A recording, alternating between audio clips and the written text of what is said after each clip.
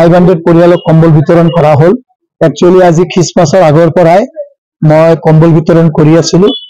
তো যেহেতু আমাৰ সব অনুষ্ঠানবিলাকত আমি কৰি থাকো, কৰি মই আজি বহুত দিন আগতে দিম বুলি ভাবিছিলো, কিন্তু মই নিজে টাইম মিলাব পৰা নাই। মই ভাবো যে বস্তুখিনি পঠাই দি বেলেগে যোগেদি দিয়াতকৈ নিজে উপস্থিত থাকি পেলাই দিলে ৰাইজে ভাল পায়। তাৰ কাৰণে মই প্ৰত্যেকটা অনুষ্ঠানতে মই নিজে উপস্থিত থাকি পেলাই কৰো। আৰু শ্ৰীৰামপুৰবাসী ৰাইজক মই ধন্যবাদ জনাও যে এখেতৰ আশীৰ্বাদত আজি এখেতে মোক MCLA বনাইছে। এখেতৰ আশীৰ্বাদত মই আজি এম হ'ব পাৰিছো, হৈ এতিয়া কাম কৰি আছো। ইয়াৰ মধ্যে শ্ৰীৰামপুৰবাসী ৰাইজে মোক বহুত মিছ কৰি আছে। মই আগৰ নিচিনা টাইম দিব পৰা নাই। মই গোটেই বিটিআৰত ঘূৰিব লাগে, কিন্তু মই শ্ৰীৰামপুৰবাসী ৰাইজৰ লগত আগতো আছিলো, আজিও আছো, আৰু মই যিমান দিনলৈকে জীয়াই আছো শ্ৰীৰামপুৰবাসী ৰাইজৰ হৈ মই সেৱা কৰাই যাম। সজল ফাউণ্ডেশ্যনৰ ফালৰ পৰা এইবেলি কিমান কম্বল বিতৰণ?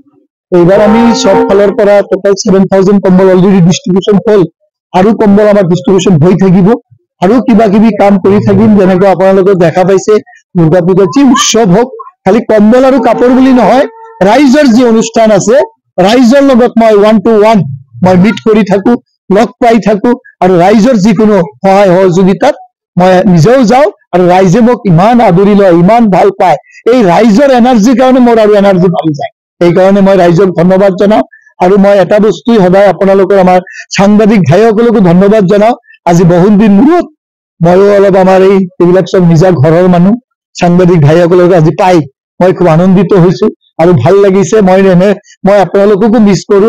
এনেকুৱা নহয়, মই যেতিয়া ওদালগুৰি যাওঁ মই ভাবো যে শ্ৰীৰামপুৰবাসী ৰাইজে মোক বিচাৰি আছে, আৰু কথাটো হয় যে শ্ৰীৰামপুৰৰ ৰাইজে মোক বহুত ভাল পায় আৰু মোক বিচাৰি থাকে।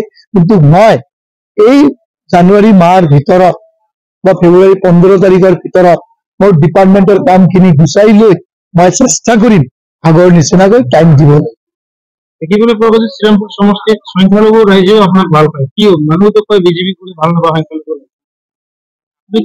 একচুৱেলি মই এটা কথা কওঁ যে মই যেতিয়া ইলেকশ্যন জিকিছিলো মোক তেতিয়া সব জাতি জনগোষ্ঠীয়ে ভোট দিছে, আৰু মই 4 বছৰত ৰাইজৰ হৈ মই কোনো ভেদভাৱ জাতি ভেদভাৱ নাৰাখি পেলাই মই ৰাইজৰ হৈ কাম কৰিছো।